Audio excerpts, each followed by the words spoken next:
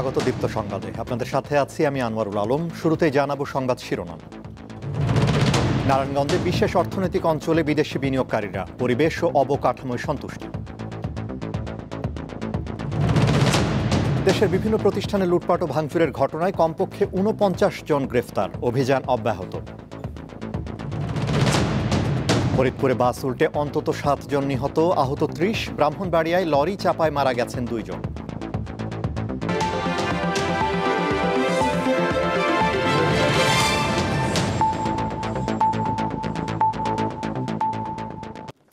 এবারে বিস্তারিত।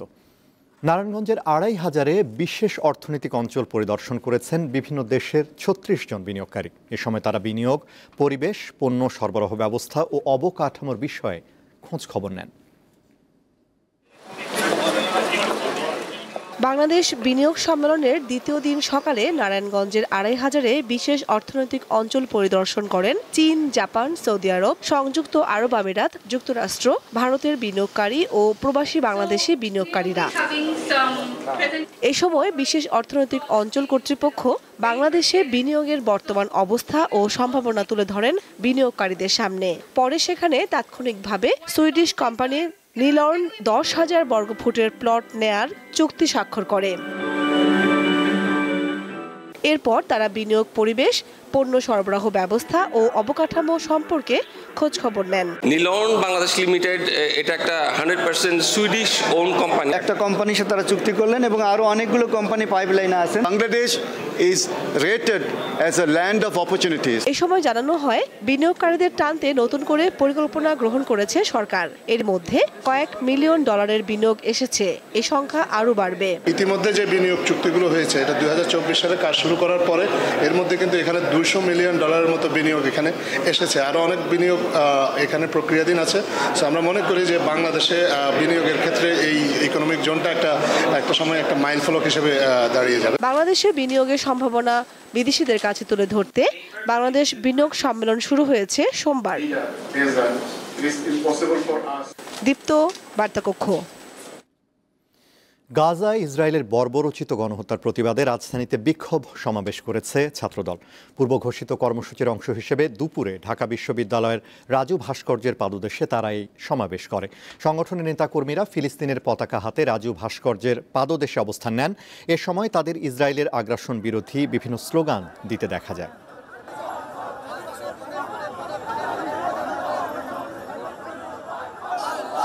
মুসলিমদের সর্বোচ্চ ধর্মীয় উৎসবের পরে এই বর্বর হামলা, মনে হয় তারা একটি এজেন্ডা নিয়ে নেমেছে মুসলিমদেরকে কিভাবে এই বিশ্ব থেকে বিলীন করে দেবে। ফিলিস্তিনের নারী ও সাধারণ শিশুদের পক্ষে আজকে আমাদের এই শক্ত অবস্থান। এর একটা সমাধান অবশ্যই হওয়া উচিত। আমরা শপথ করতে চাই ইসরায়েলি সকল পণ্য আমরা বয়কট করব। বৈশ্বিক রাজনীতি বল পৃথিবীর সকল জায়গায় সকল সময় মানবতার বিজয় হয়েছে।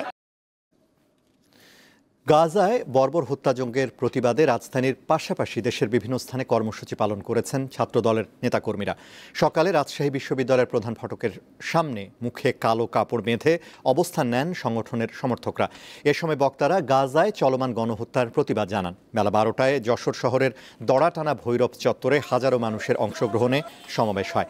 এতে জেলা, নগর ও সদর উপজেলা স্বেচ্ছাসেবক দল ও যুব দলের নেতৃবৃন্দ অংশ নেন। বিক্ষোভকারীরা ইসরায়েল বিরোধী নানা স্লোগান দেন। একই দাবিতে পঞ্চগড়, রংপুর, মাগুরা, কুমিল্লা সহ দেশের বিভিন্ন জেলায় বিক্ষোভ সমাবেশ ও মিছিল করেছে জেলা ও মহানগর ছাত্র দলের নেতাকর্মীরা।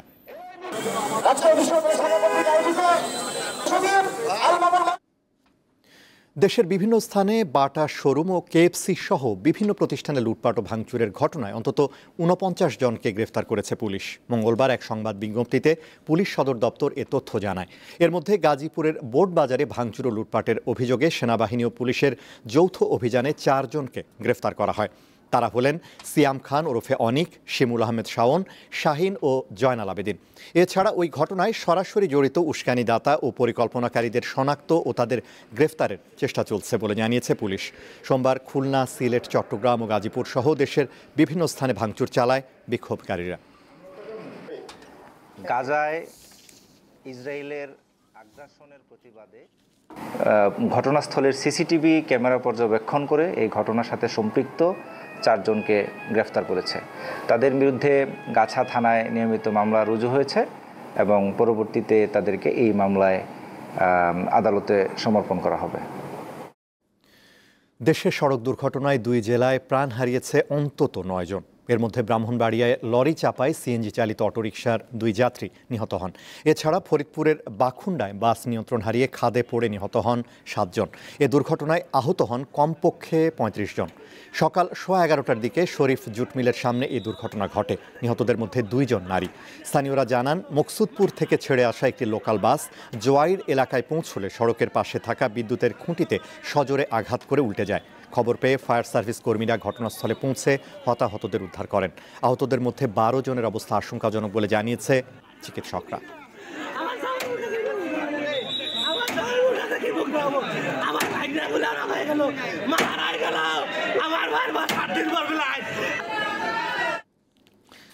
ইলিশের উৎপাদন বাড়াতে 8 থেকে 14 এপ্রিল জাটকা সংরক্ষণ সপ্তাহ ঘোষণা করেছে সরকার।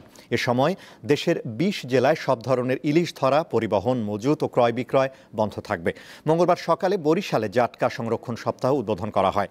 নিষেধাজ্ঞাপ্রাপ্ত জেলাগুলোর মধ্যে রয়েছে ঢাকা, মানিকগঞ্জ, রাজবাড়ী, শরীয়তপুর, মাদারীপুর, ফরিদপুর, মুন্সিগঞ্জ, বরিশাল, ভোলা ও পটুয়াখালী। এছাড়া পিরোজপুর, বরগুনা, ঝালকাঠি, চাঁদপুর, লক্ষ্মীপুর, ফেনী, নোয়াখালী, চট্টগ্রাম, বাগেরহাট ও সিরাজগঞ্জ জেলাও এই নিষেধাজ্ঞা কার্যকর থাকবে। সমুদ্রে জাটকা না থাকায় কক্সবাজারকে এই নিষেধাজ্ঞার বাইরে রাখা হয়েছে।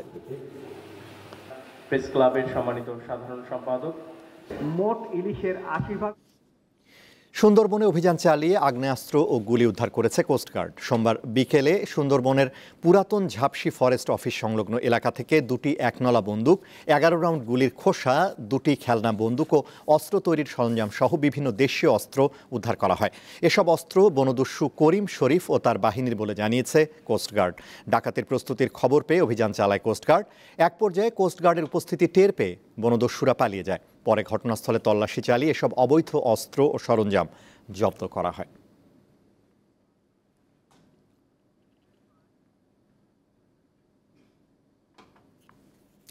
বরগুনায় পুলিশ কনস্টেবল পদে চাকরি পাইয়ে দেওয়ার নামে অর্থ আত্মসাতের অভিযোগে 2 প্রতারককে গ্রেফতার করেছে বেতাগী থানা পুলিশ। বিষয়টি নিশ্চিত করেছেন বরগুনা সদর সার্কেলের অতিরিক্ত পুলিশ সুপার আব্দুল হালিম।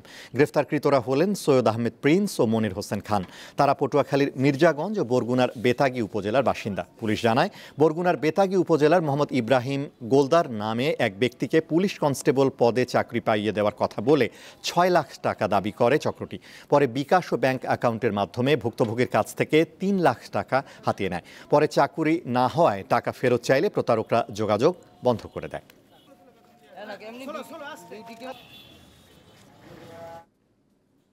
এবারে কেওয়াই স্টিল চট্টগ্রাম সংবাদ।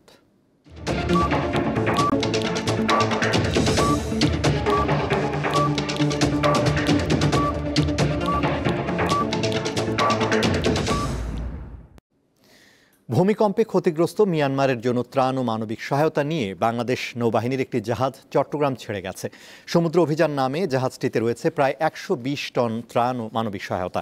এ সময় নৌবাহিনী প্রধান অ্যাডমিরাল এম নাজমুল হাসান ত্রাণ সামগ্রী প্রেরণে গৃহীত কার্যক্রম পরিদর্শন করেন এবং মিয়ানমার গমনকারী নৌ সদস্যদের প্রয়োজনীয় দিক নির্দেশনা প্রদান করেন। জাহাজটি আগামী 11 এপ্রিল মিয়ানমারের ইয়াঙ্গুন বন্দরে পৌঁছবে বলে আশা করা হচ্ছে।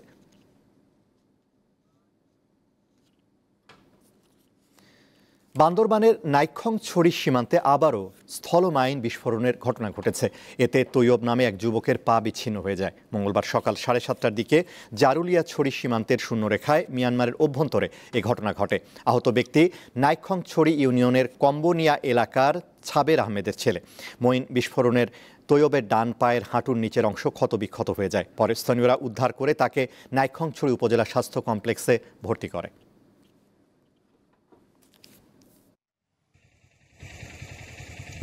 ভিসার সুপারিশ ও কাজের অনুমোদন থাকার পরও মিলছে না ইতালির ভিসা। আবার দীর্ঘ সময় দূতাবাসে পাসপোর্ট জমা থাকায় নানা দুর্ভোগে পড়তে হচ্ছে। এমন নানা জটিলতা নিরসনে প্রধান উপদেষ্টার বাসভবন এলাকায় মানববন্ধন করেছেন ভুক্তভোগীরা। ইতালি বিশ্বের যে কয়টি শ্রমবাজারের দেশ রয়েছে তার মধ্যে বাংলাদেশি শ্রমিকদের অন্যতম পছন্দের ইউরোপের এই দেশটি। বিপুল সংখ্যক জাল নথি বা ডকুমেন্টের কারণে সম্প্রতি ইতালি সরকার বাংলাদেশ সহ কয়েকটি দেশের নাগরিকদের অনুকূলে ইস্যুকৃত ওয়ার্ক পারমিট স্থগিত করেছে। বাংলাদেশি নাগরিকদের জন্য ইতালি শ্রমবাজারে প্রবেশের পথ আনুষ্ঠানিকভাবে বন্ধ না থাকলেও ভিসা অনুমোদন বন্ধ থাকায় পরিস্থিতি বেশ কঠিন হয়ে দাঁড়িয়েছে। এ অবস্থায় মঙ্গলবার সকালে প্রধান উপদেষ্টার বাসভবন এলাকায় মানববন্ধন করে ভুক্তভোগীরা। আইন শৃঙ্খলা রক্ষায় ওই এলাকায় মোতায়েন করা হয় অতিরিক্ত পুলিশ। কর্মসূচিতে অংশগ্রহণকারীরা জানান, ইতালি সরকার কর্মী নিয়োগের বিজ্ঞপ্তি দেওয়ার পর ওয়ার্ক পারমিট ও ভিসার সুপারিশ সংগ্রহ করে তারা। তবে দূতাবাস ও তৃতীয় পক্ষ তাদের বৈধ কাগজপত্র আটকে রেখেছে বলে অভিযোগ করেন বিক্ষোভকারীরা। টাকার বিনিময়ে 25 সালের লোকজনদেরকে অ্যাপার্টমেন্ট দিচ্ছে এবং ভিসা দিচ্ছে, কেন? তা আমাদের দোষটা কি? আমাদের কাগজ অরিজিনাল, আমাদের মালিক আমাদের জন্য ইমেল করতেছে, তাও আমাদের কেন ভিসা দিচ্ছে না? আমরা নিঃস্ব হয়ে এখন রাস্তায় দাঁড়াইছি। মানববন্ধন শেষে 5 সদস্যের প্রতিনিধি দল প্রধান উপদেষ্টার বাসভবনে প্রবেশ করে সংশ্লিষ্ট অফিসে তাদের লিখিত আবেদন দিয়ে আসেন। নূর আলম, দীপ্ত সংবাদ, ঢাকা। আগামী নির্বাচনে প্রবাসীদের ভোটদান নিশ্চিত করতে জাতির কাছে নির্বাচন কমিশন প্রতিশ্রুতিবদ্ধ। প্রাথমিকভাবে পাইলট আকারেই সেই কাজ করতে চায় বলে জানিয়েছেন প্রধান নির্বাচন কমিশনার এএমএম নাসির উদ্দিন। প্রবাসী বাংলাদেশিদের ভোটদান পদ্ধতি নিয়ে ওয়ার্কশপের উদ্বোধনী অনুষ্ঠানে এসব কথা বলেন তিনি। ত্রয়োদশ সংসদ নির্বাচনে কমপক্ষে 1.5 কোটি প্রবাসীকে ভোট দেওয়ার সুযোগ করে দিতে বিভিন্ন পদ্ধতি নিয়ে কাজ করছে বর্তমান নির্বাচন কমিশন। এর মধ্যে সবচেয়ে বেশি আলোচনায় এসেছে প্রক্সি ভোটিং পদ্ধতি। এমন প্রেক্ষাপটে মঙ্গলবার প্রবাসীদের ভোটদান পদ্ধতি নির্ধারণে কর্মশালার আয়োজন করে ইসি, যেখানে প্রক্সি ভোটিং পদ্ধতিকে গুরুত্ব দিয়ে ঢাকা বিশ্ববিদ্যালয়, বুয়েট, এমআইএসটি বিশেষজ্ঞ এবং সরকারি বেসরকারি উন্নয়ন সহযোগীদের মতামত নেওয়া হয়। উদ্বোধনী অনুষ্ঠানে প্রধান নির্বাচন কমিশনার জানান, আগামী নির্বাচনে প্রবাসী বাংলাদেশিদের ভোট দেওয়ার ব্যবস্থা করতে ইসি প্রতিশ্রুতিবদ্ধ।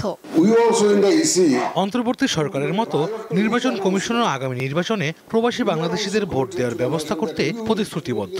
প্রবাসীদের ভোট দেওয়ার বিষয়ে যে পদ্ধতি আমরা আগাই না কেন, প্রথমে পাইলটিং, পরে স্বল্প পরিসরে করতে হবে, এরপর বড় পরিসরে যেতে হবে।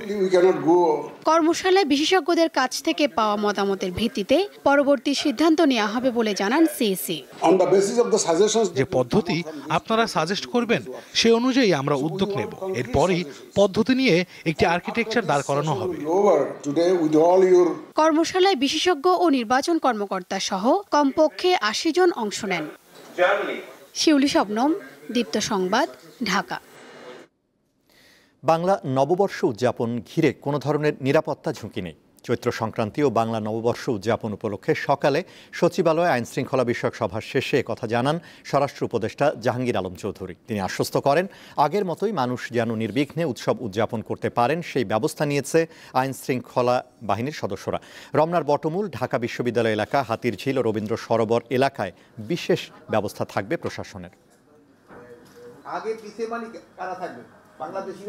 এবং আপনাদেরকে আমি এনশিওর করতে পারি যে ওই সময় আমাদের আইন শৃঙ্খলা আপনারা যেমন রোজার সময় দেখছেন ওই সময় ঠিক এইভাবেই চলবে।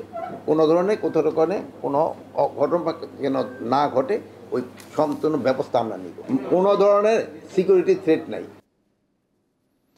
রাজধানীর উত্তরা পশ্চিম থানায় দায়ের করা আব্দুল জব্বার হত্যা চেষ্টা মামলায় আন্তর্জাতিক অপরাধ ট্রাইব্যুনালের সাবেক প্রসিকিউটর তুরিন আফরোজকে 4 দিন রিমান্ডে নিয়ে জিজ্ঞাসাবাদ করার অনুমতি দিয়েছেন আদালত। সোমবার রাত 10টার দিকে রাজধানীর উত্তরার 3 নম্বর সেক্টরের 11 নম্বর রোডের বাসায় অভিযান চালিয়ে তাকে গ্রেফতার করা হয়। ডিএমপির উত্তরা বিভাগের পুলিশ কমিশনার জানান, বৈষম্য বিরোধী ছাত্র আন্দোলনের সময় এক শিক্ষার্থীকে হত্যার উদ্দেশ্যে গুলি করার অভিযোগে তুরিনের বিরুদ্ধে মামলাটি দায়ের করা হয়। ব্যারিস্টার তুরিন আফরোজ আন্তর্জাতিক অপরাধ ট্রাইব্যুনালের প্রসিকিউটর থাকাকালীন অভিযুক্ত যুদ্ধাপরাধী ওয়াহিদুল হকের সঙ্গে দেখা করার অভিযোগে তাকে ট্রাইব্যুনাল থেকে অপসারণ করা হয়। ইসলামী ব্যাংকের প্রধান কার্যালয় নির্বাহী জোন ও শাখা প্রধানদের এক মত বিনিময় সভা অনুষ্ঠিত হয়েছে। সোমবার চলতি দায়িত্বে থাকা ইসলামী ব্যাংকের ব্যবস্থাপনা পরিচালক ওমর ফারুক খানের সাথে এক মত বিনিময় সভা অনুষ্ঠিত হয়। ব্যাংকের অতিরিক্ত ব্যবস্থাপনা পরিচালক আলতাফ হুসাইনের সভাপতিত্বে অনুষ্ঠিত বৈঠকে উপব্যবস্থাপনা পরিচালক জালালউদ্দিন মজুমদার ও মাহমুদুর রহমান এবং senior executive vice president AKM মাহবুব মোর্শেদ বক্তব্য রাখেন। ব্যবস্থাপনা পরিচালক জানান, ইসলামী ব্যাংককে এগিয়ে নিতে সকল কর্মকর্তা কর্মচারীকে ঐক্যবদ্ধভাবে কাজ করতে হবে।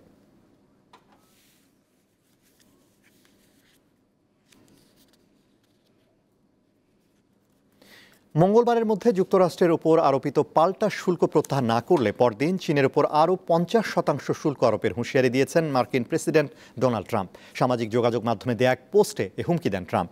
অন্য আরেক পোস্টে চীনকে সবচেয়ে বড় শোষক বলে আখ্যা দেন মার্কিন প্রেসিডেন্ট। এই হুঁশিয়ারির পর তীব্র প্রতিক্রিয়া জানিয়েছে চীন। যুক্তরাষ্ট্রের সঙ্গে এই বাণিজ্য যুদ্ধে শেষ পর্যন্ত লড়াই করার অঙ্গীকার করেছে দেশটির বাণিজ্য মন্ত্রণালয়।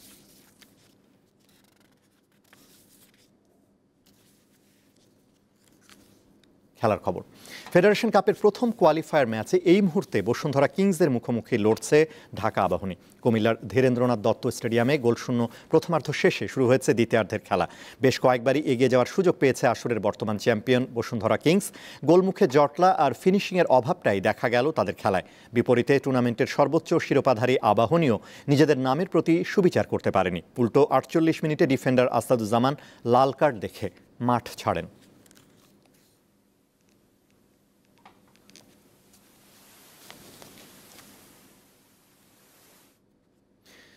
জিম্বাবুয়ের বিপক্ষে 2 ম্যাচ টেস্ট সিরিজের জন্য কিছুক্ষণ আগে 15 সদস্যের দল ঘোষণা করেছে বিসিবি। বাদ পড়েছেন পেসার তাসকিন আহমেদ।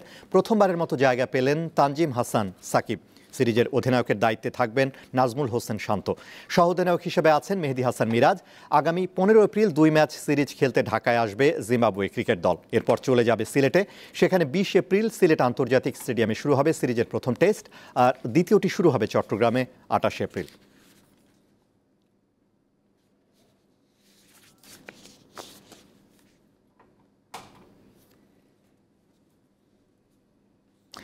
সিনিয়র ক্রিকেটারদের ফিরিয়ে এনে বাংলাদেশের বিপক্ষে 2 টেস্টের সিরিজের জন্য দল ঘোষণা করেছে জিম্বাবুয়ে। পিঠের চোট থেকে সেরে উঠে শন উইলিয়ামস আর ব্যক্তিগত কারণে ছুটি কাটিয়ে ক্রেগ আরভিনের মতো অভিজ্ঞ ব্যাটাররা ফিরেছেন দলে। এছাড়া 15 সদস্যের স্কোয়াডে ফেরার তালিকায় আছেন বাঁহাতি স্পিনার ওয়েলিংটন মাসাকাদজা। 2023-এ ওয়েস্ট ইন্ডিজের বিপক্ষে টেস্ট অভিষেকের প্রায় 2 বছর পর জাতীয় দলে ফিরেছেন কিপার ব্যাটার টাফারজোয়া সিগা। তাকে জায়গা দিতে বাদ পড়েছেন জয়লট গুম্বি, আর তরুণ পেসার নিউম্যান নিয়ামুনির জায়গা নিয়েছেন বাঁহাতি স্পিনার মাসাকাদজা।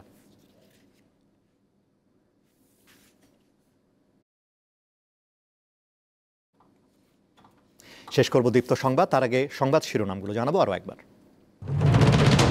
নারায়ণগঞ্জে বিশেষ অর্থনৈতিক অঞ্চলে বিদেশি বিনিয়োগকারীরা পরিবেশ ও অবকাঠামোয় সন্তুষ্টি।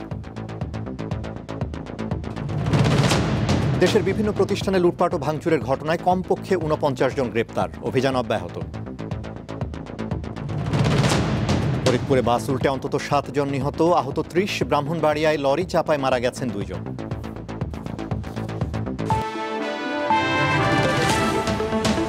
এই ছিল এখনকার মতো। আমাদের পরবর্তী দীপ্ত সংবাদ সন্ধ্যা 6টা 40 মিনিটে দেখার আমন্ত্রণ। এছাড়া আরও তথ্য বিনোদনের খবর পেতে যুক্ত থাকুন দীপ্তর ডিজিটাল প্ল্যাটফর্মগুলোতে। ধন্যবাদ।